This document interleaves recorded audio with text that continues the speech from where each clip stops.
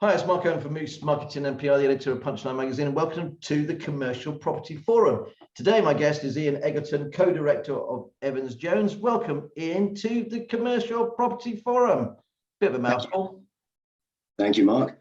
I'd like to talk to you about hotels today, as you just introduced. As you know, we do lots of work in the hotel sector, mainly in the budget end, and I thought it'd be nice to talk about what we're seeing in that market. Clearly, the hotel sector has been hit very hard by COVID, and we're seeing occupancy rates going down as low as around 30% in March of this year, last year, sorry. Now, for hotels to work, really, they're usually at an occupancy rate of over 80%. So you'll appreciate the hotel market was hit very hard. We build hotels in the budget sector, and we've gone from having 5, 6, 7 hotels on site at any given time to 0 at the moment. Wow.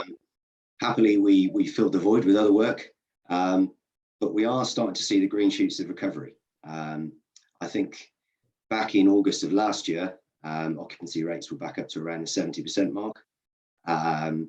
Clearly, that got knocked down again around Christmas, where occupancy rates tend to go down.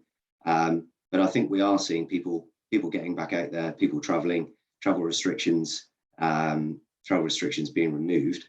So people are coming back to the market, and I think that is leading to some inquiries our end for new hotels. I mean, that's what we tend to do, is build new hotels. That's what drives the market, particularly in the budget sector. Developers build hotels for the chains who then lease those hotels, and that is all driven by occupancy, because for the hotelier to be able to pay a rent, which then allows the developer to finance the development, they need a decent amount of occupancy and money coming in from their clients. So we are starting to see new inquiries coming back. That probably won't lead to spades in the ground until latter part of this year or early next year, but they are usually quite a long way ahead of the game. So they are clearly, if they wait until they're back to 80% occupancy, they'd be 6, 9, even 12 months behind the curve.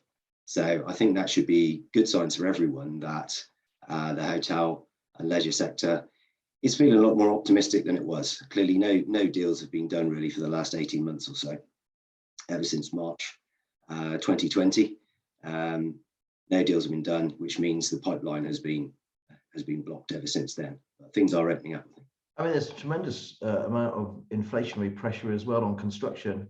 Surely that's going to affect the hotel trade just like it does the building trade. Well, in terms of getting those deals done, clearly there's pressure on both ends. If there's less money coming in from hotel guests, that will tend to drive rent levels down.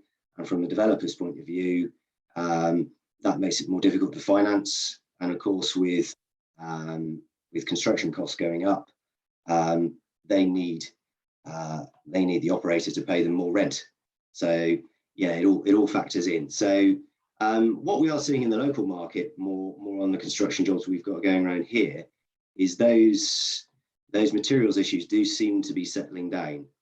Feedback we're getting from contractors. So maybe 6 or 9 months ago, they were really struggling to get steel, timber, concrete. Now,